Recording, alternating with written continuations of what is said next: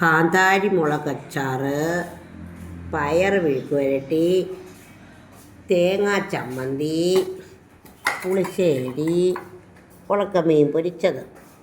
ഇനി രാവിലത്തെ സാമ്പാർ കൂടി ഉണ്ട് കേട്ടോ. ഇതാണ്. അപ്പോൾ എല്ലാവരും ചോദിക്കൂലേ പല കറികൾ എന്തിനെന്ന്. ഈ പുളിശ്ശേരി ഇത്തിരി തൈരിലുണ്ടാക്കാൻ പറ്റും. ഇതെല്ലാം ചെറിയ അളവിലാണ് ഉണ്ടാക്കുന്നത് കേട്ടോ. ഇത് നമ്മുടെ കാന്താരി മുളക് അച്ചാർ ഉണ്ടാക്കി കാണിച്ചല്ലോ, അതാണ്. പയർ മെഴുക്ക് വരട്ടി, സവാളയും തേങ്ങയും ഒക്കെ ഇട്ടിട്ടുണ്ടാക്കി, ഇത്തിരി തേങ്ങയൊക്കെ ഇട്ടുണ്ടാക്കിയതാണ്. ഉണക്കമീൻ പൊരിച്ചതും ഉണ്ട്. അപ്പോൾ നമ്മളിതേ റെഡിയാക്കിയിട്ടുണ്ട്. ഇനിയിപ്പോൾ ഞാൻ ഇത് സാമ്പാർ, രാവിലത്തെ സാമ്പാർ,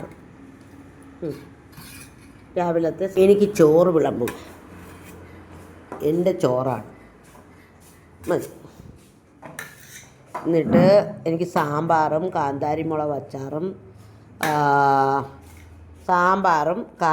അച്ചാറും ഉണക്കമീനും മതി ഇപ്പോൾ. ഇനി ഞാൻ കഴിക്കുമെന്ന് നിങ്ങൾ കരുതും അല്ലേ? കുറച്ചേ ഉള്ളൂ കേട്ടോ, കുറച്ചേ കഴിക്കുള്ളേ. കാന്താരി മുളക് അച്ചാർ കുറച്ച് വയ്ക്കൂ മോളെ.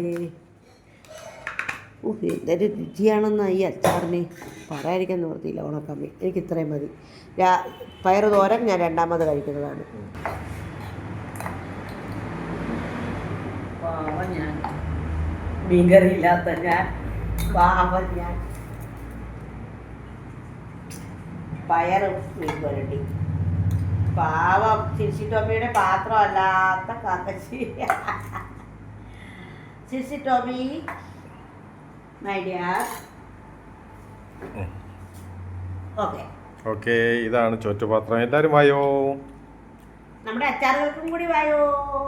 അച്ചാറുകളെല്ലാം ഉണ്ട്. ഇടിയിറച്ചികളുണ്ട്, അച്ചാറുകളുണ്ട്, ചമ്മന്തിപ്പൊടിയുണ്ട്, കാന്താരി, മാങ്ങ, ഇഞ്ചി, വെളുത്തുള്ളി, അങ്ങനെ ഒരുപാട് അച്ചാറുകളുണ്ട്. ഈത്തപ്പഴം അച്ചാറുണ്ട്, പുളിയിഞ്ചി ഉണ്ട്. നമ്മൾ പുളിയിഞ്ചി ഉണ്ടായിരുന്നു വേണ്ടേ. ഇപ്പം അതിന് സദ്യയും കൂടെ ചേരുള്ളൂ, പുളിയിഞ്ചിയും കൂടെ. ഈ ചോറിനോട് ശരിയാണ് എനിക്ക് ഭയങ്കര ഇഷ്ടമാണ്. ഞാൻ ഇങ്ങനെ കഴിക്കുന്നത് കാണിക്കാം കേട്ടോ. വെറുതെ കഴിക്കണം എനിക്ക്, അതാണ്. അപ്പോൾ എല്ലാവരും വായോ.